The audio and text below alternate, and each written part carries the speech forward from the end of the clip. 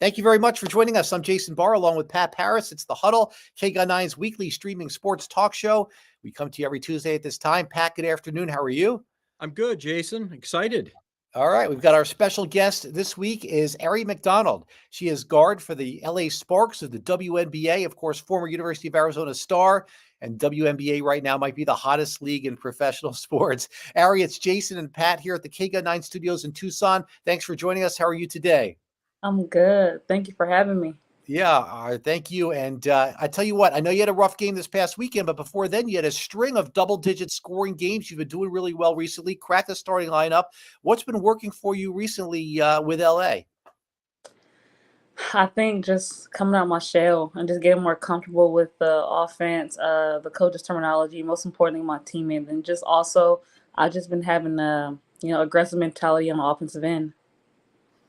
Aari, you've been in the league a few years now. Tell me what this year is like compared to years past. I'm guessing you're feeling like you have a lot more eyes on your sport right now, and you certainly have a lot of more people commenting and putting in their 2 cents worth. Oh my goodness. I would say what's different, like you said, is just like all eyes. Everyone is watching the league right now. And another difference from years past, I would say the physicality. Like it is so physical this year. It's crazy. Aari, when did you first realize this season, hey, something's a little different here? We got a lot more fans. There's a lot more people watching. When did it first kind of hit you? For one, I would say the draft, just seeing, how many people tuned in and watch. I mean, I think that was very different from years prior. I just started watching games, especially certain games, you can see like the viewership and just how many people like tuned in. I think that's crazy. And I just think it's a great thing as well that everybody's tuning in and watching the game and just supporting. Yeah, you were the third overall pick in 2021, and I don't think there were quite as many people watching that draft as we're watching this last one. You mentioned the physicality. Why do you think it's changing? Is it just the maturity of the league, or what's going on here? I don't know. I mean, maybe the the vets, I think they still have something to prove to us young ones. So I don't know. It's a lot more physical this year. We're joined by Aari McDonald, guard of the LA Sparks, former Arizona Wildcat great, of course. And the LA Sparks play the Phoenix Mercury this Friday in Phoenix on ION TV, sister station at KGUN9. All right, Aari, let's talk about what everybody wants to talk about. Okay, Caitlin Clark, of course. What is your take on Caitlin Clark? Do you resent all the attention to her? Are you happy with that it's brought to the league? You guarded her. We'll get to that in a second. But first, your thoughts on the whole Caitlin Clark situation as a whole.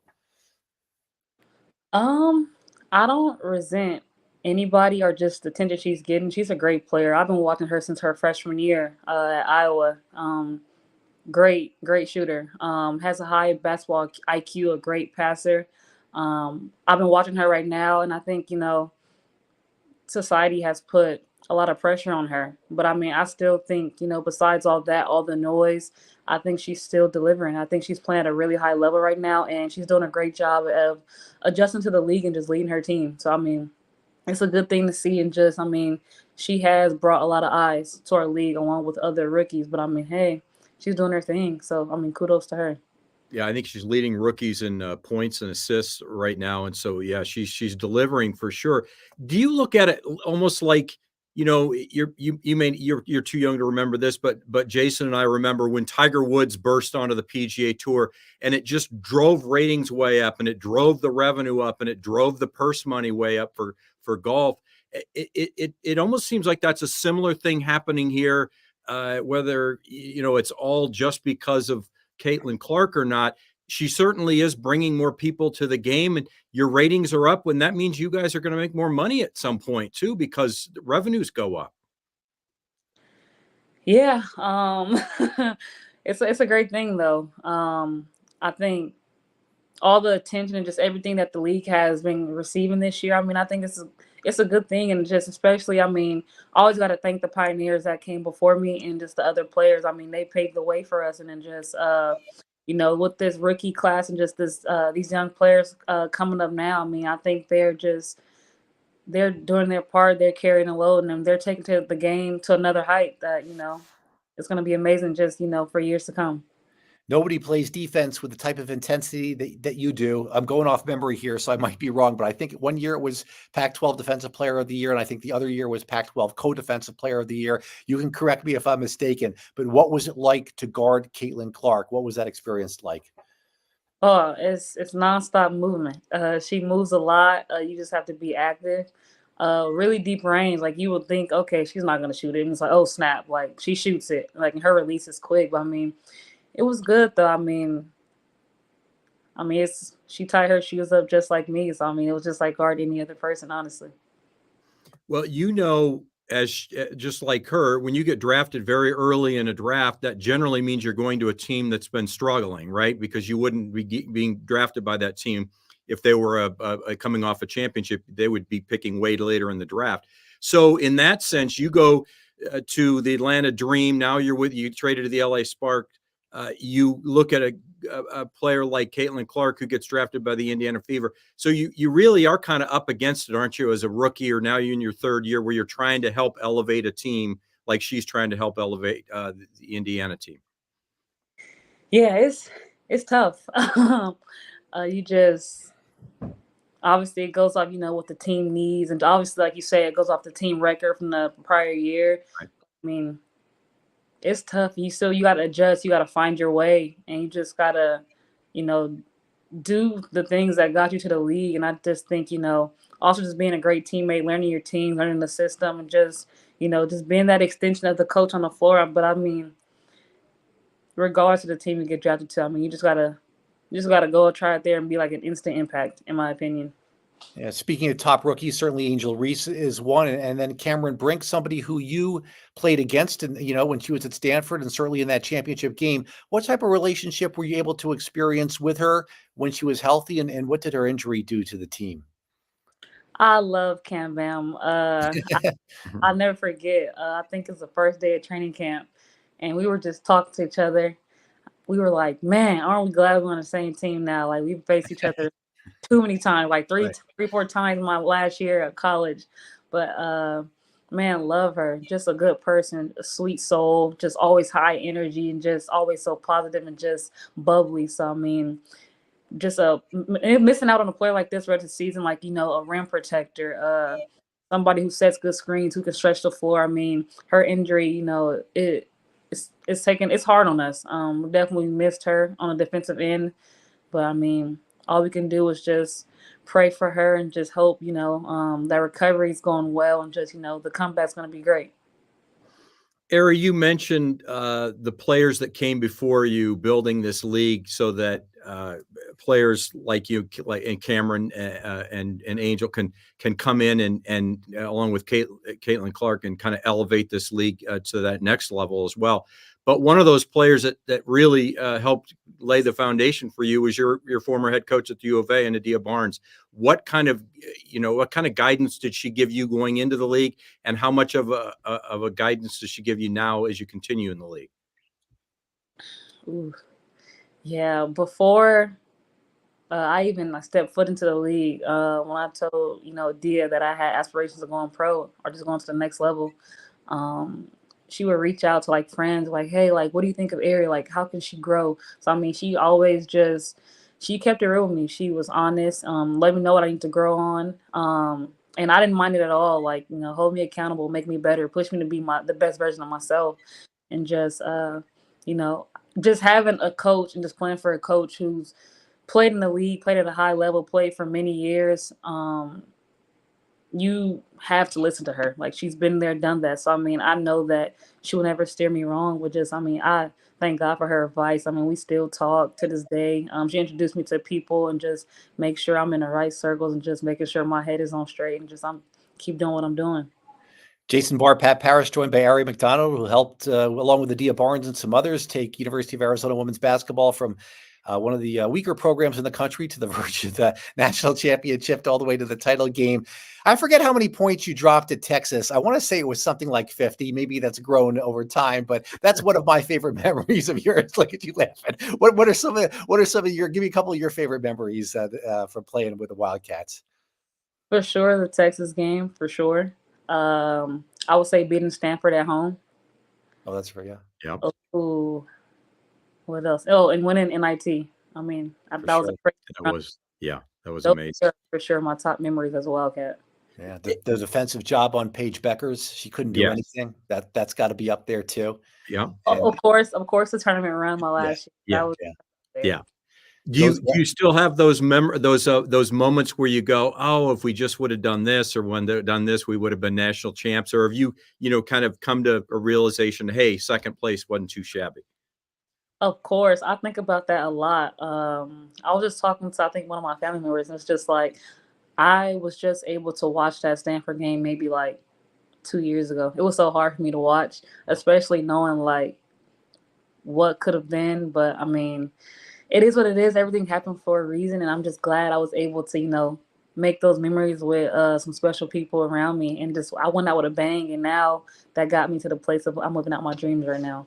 Yeah. Well, I would make the argument if you didn't have that run and perform so well, you wouldn't have been drafted third overall, obviously. Surely Yeah. not. Yeah. Not. Yeah. I mean, it all happens for reasons you said, but man, you were just that close. Right. Just that close. the LA Sparks play at the Phoenix Mercury on Friday on Ion TV. Does playing back in Arizona mean anything, or is it different because it's 100 miles away and a professional game? Playing in Arizona has always been special to me. It's something about the state of Arizona, honestly. I tell people that all the time. It's like when I leave and I come back, I just feel so much love.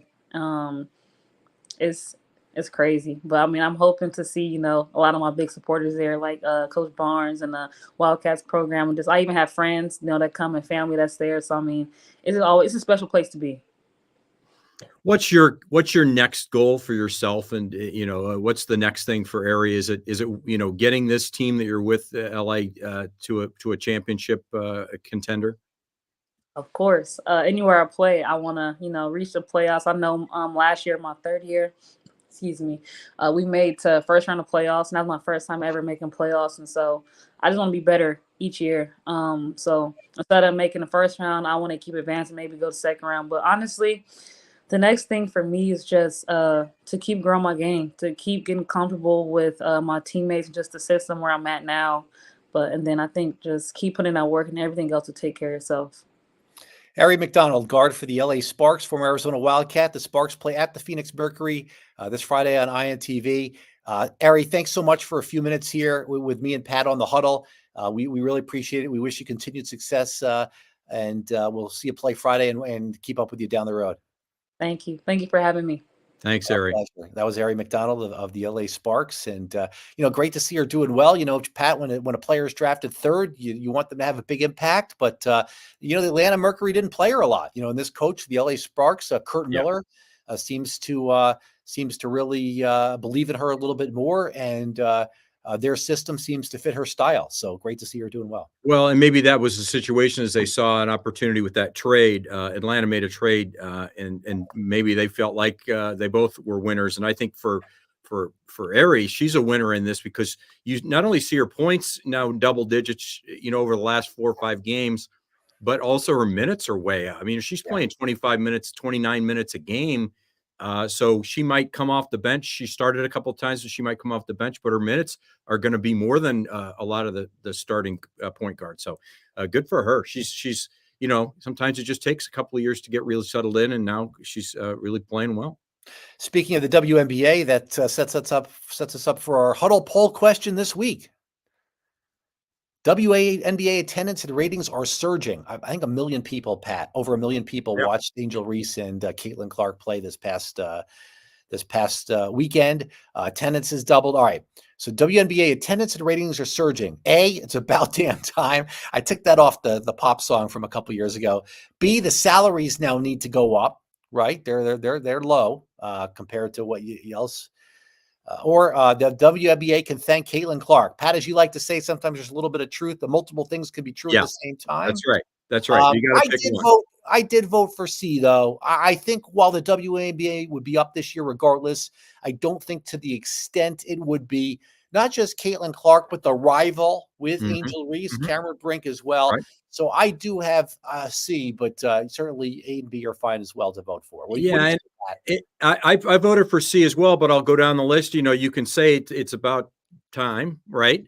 You can say damn. You can say it, Pat. Say it. You can say it's about damn time. You can say that, but in a lot of ways you'll say, okay, but the WNBA kind of had to raise its level of game, and I think that's happened over the last few years. So it was getting there regardless.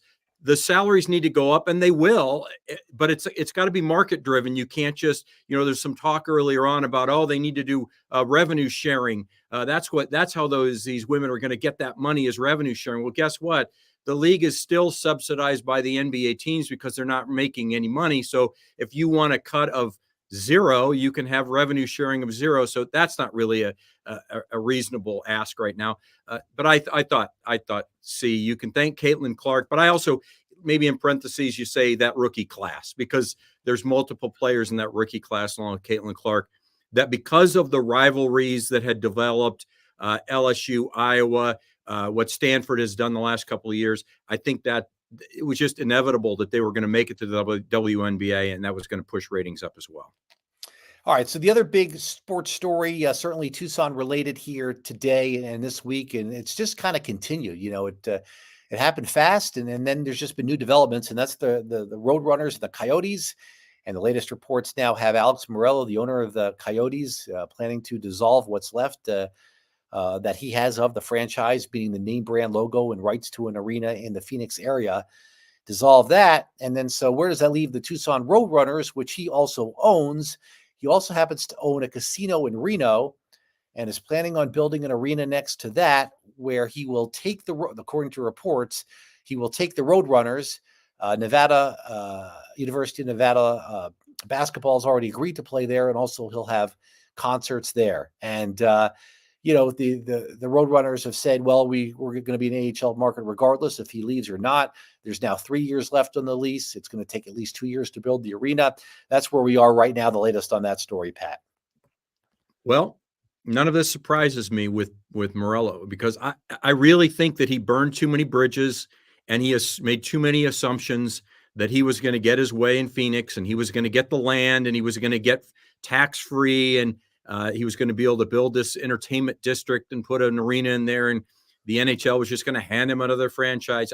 I think he was unrealistic in thinking all this could happen, and I think he took for granted the fact that he made a lot of people mad in Phoenix and now in Tucson. And I really think it was inevitable that he was not going to get a deal done in Phoenix to get an arena. He was going to lose that opportunity, and that I think we all thought, and you and I talked about it on a couple of occasions here on the Huddle, Jason, and that is that the Roadrunners were a temporary Tucson team, and they were eventually going to move closer to Salt Lake with the Coyotes franchise moving up to Utah. And Reno seems like the right fit. And if Morello can build an arena and still hang on to the Roadrunners, that's what he's going to do. And that means my guess is you're still going to play next season. I believe you'll play the season after that for sure. And you might even play 3 more seasons before he has the arena built, but it's only a matter of time before the Roadrunners are gone. That's too bad, because you don't want to see them be a lame duck situation. We had a situation like that about a decade ago. Yep. With the Tucson Padres. Mm-hmm. And it was a AAA baseball team that was only supposed to be 1 year. They ended up being here 3 years, 11, 12, and 13. And they were last in the Pacific Coast League all 3 years. And they eventually moved to El Paso and became the El Paso Chihuahuas. Now, they were last in attendance because people didn't want to go to Keno Stadium. Right. Not only did they think they were a lame duck team, but and I don't, there were criticisms of how well the team was marketed. I don't know. I think the Roadrunners have a much bigger fan base. They're considered to be Tucson's team, yep. but I think it's going to be hard for some fans if it's a lame duck team. Maybe 2-3 years down the road is too far to think about. And I don't think they've broken ground in that arena in Reno yet either. So it's not like it's imminent. And maybe when they move to Reno, they get a new name, and Tucson gets a new AHL team, and they're also called the Roadrunners. So a lot of things still has to happen. It's not like they're only here for another 6 weeks. No, and I think that's the way you have to, if you're a fan of the Roadrunners, which we know there's a huge core of fans, some 4,000 season ticket hold, traditionally 4,100, I think is what they got on average last year. So if you look at that 4,000 plus fan base that goes to those games on a nightly basis, they're not going to give up on this team just because, you know, a couple of years from now, they could be gone. And you know what? Something just struck me as you were talking there, Jason, and saying that is Morello's been known to just spout off before that this is going to happen, and it didn't turn out. Remember, you know, immediately after the losing the franchise and selling it for $1 billion to Utah, he said, we're going to move the Roadrunners up to Mullet Arena. And Mullet Arena was like, we don't want that team here, and we don't have time for you to have that team here. And they eventually worked out, 6 games that now it just went away to no games at Mullet and all the games at Tucson Arena. So who knows what the future will bring. We think we have an idea that they'll be moving, but for now, they're Tucson's team. All right, we'll finish things up with some results of our Huddle poll question. WNBA attendance and ratings are surging.